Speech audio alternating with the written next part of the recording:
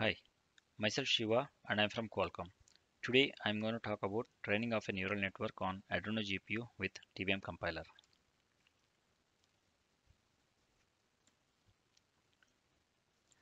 Many of you working on deep learning compilers might have already heard about TVM. TVM is Tensor Virtual Machine. It's an Apache project. It basically compiles deep learning models from various frameworks into minimum deployable modules with many different backends. TVM can import models from many frameworks like TensorFlow, PyTorch, Onyx, CoreML, and many more. TM supports very good range of hardware via many backends like LLVM, OpenCL, CUDA, and many more. TM has got auto TVM and auto scheduler modules. These modules can generate and tune the kernels very specific to the given hardware and backend. TVM does a great job for inference. In this work, we are presenting neural network training on Qualcomm Adreno GPUs using TVM framework. Training is not demonstrated by TVM till now. We improved it a lot to support DNN training. In this effort, we use OpenCL backend of TVM and we could train AliNet 5 and MobileNet V1 on the device from the scratch. There are few reasons why we choose TVM for an on-device training use case.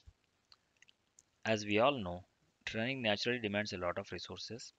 Existing frameworks inject many layers all across the training graph and use a lot of resources too.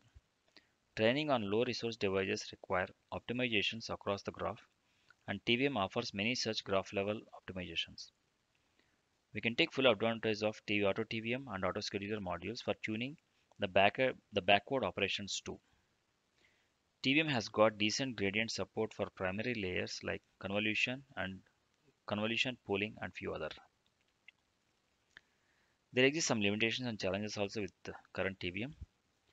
Few operators like depthwise convolution, Bajna matrica, etc. not available for gradients, which need an implementation. TVM doesn't support any optimizers as of today. We at least need SGD, ADAM, and few other optimizers for training workloads. TM has got a gradient pass for building backward graph from the forward graph, but it's functionally incomplete and not usable for graphs like MobileNet.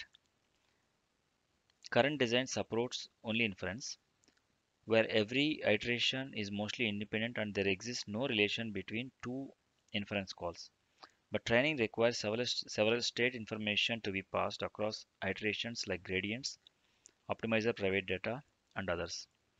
We worked around existing design to preserve and feedback these state information across training iterations. Batch number dropouts are very special operators with different behavior in inference and training. These layers are enhanced by passing down the training flag. The operators are being modified to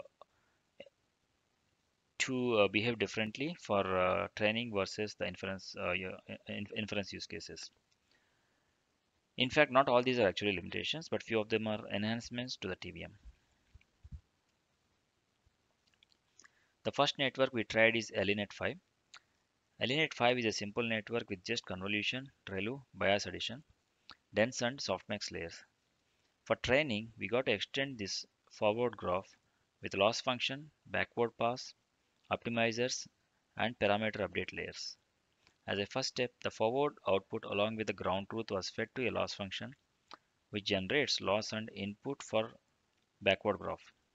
Then we implemented a simple transformation pass that takes the forward graph and generates a backward graph that will compute all the gradients. These gradients along with the input parameters are connected to optimizer to generate new parameters for us.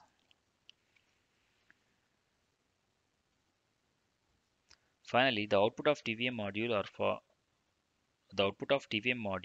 or forward output, the loss, new parameters, and optimizer state information. As you can see, the next iteration goes with the new parameters and new optimizer inputs. In this attempt, there exists a copy of parameters across iterations. I think this copy can be avoided by enhancing TVM memory planner a bit.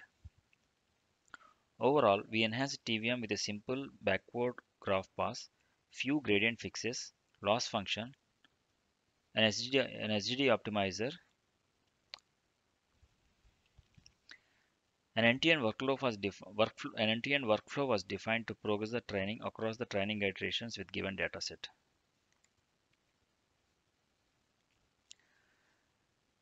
TM artifacts are also enhanced a little to indicate the outputs order, which is required for a parameter copy across iterations. And we developed a native C++ application that takes TVM compiler outputs, dataset as a NumPy dump, and executes the training for a given number of epochs. That's all we did for AlineNet 5, and we could train the network pretty well. MobileNet V1 is again a sequential graph with relatively many layers when compared to AlineNet 5.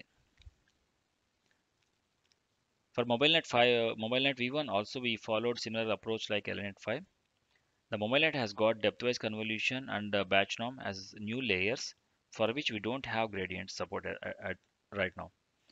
We implemented the gradients for these layers. As I said earlier, batch norm is a tricky operator with its different behavior, and it has got its own moving parameters which need to be updated across iterations.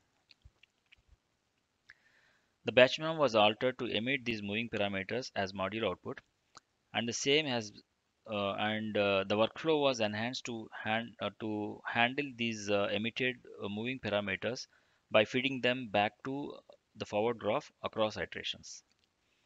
For MobileNet, we implemented and used Atom and RMS prop instead of SGD.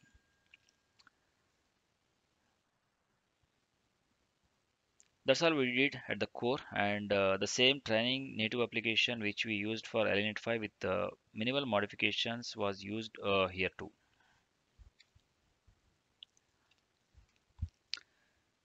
Here comes the summary of experiment what we had done and the results. For AlineNet 5, we used MNIST dataset with 10K samples, and the batch size we used is 32.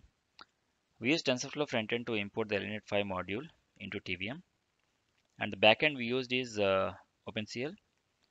Of course, we used AutoTVM to tune all the layers of forward as well as backward.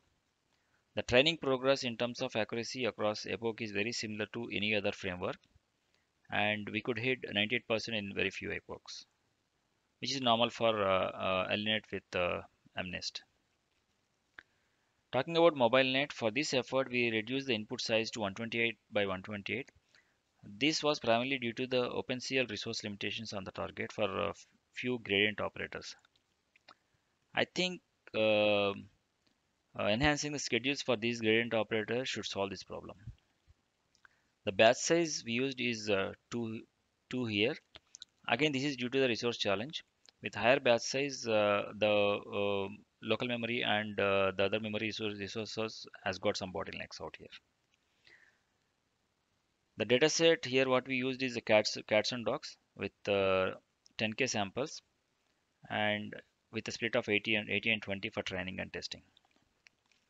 Again, the front end, back end, and other optimizations that we used for MobileNet is same as AlineNet 5.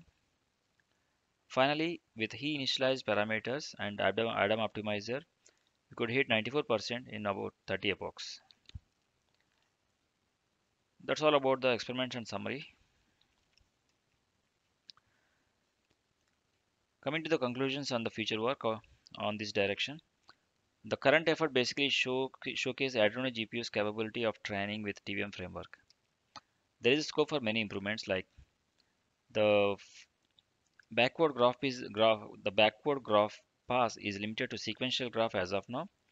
It need to be enhanced for branch networks like Inception v3, or else TVM already has a gradient pass, so which can be fixed up, and then if we enhance that to support all kinds of graphs, even that should be usable. Parameter handling across iterations does an additional copy, as I said earlier, which can be optimized by better memory planner into TVM. TVM compilation process can be improved to get a balance between the memory and computational cost, keeping in mind the resource limitations of the target. Apart from end-to-end training, which is a little heavy for the edge platforms, federated learning and transfer learning are potential solutions that can benefit right away. As these solutions doesn't require training of an entire graph but very few layers in the end. This effort uses OpenCL backend that comes with TVM. As many of you know, last year conference we demonstrated Adreno-specific optimizations into TVM that improved a forward pass by approximately 2.4x. And we made much more progress in recent times in that direction. All those optimizations can directly go into the training graphs too, which will give much better training performance numbers. That concludes my talk. Thank you.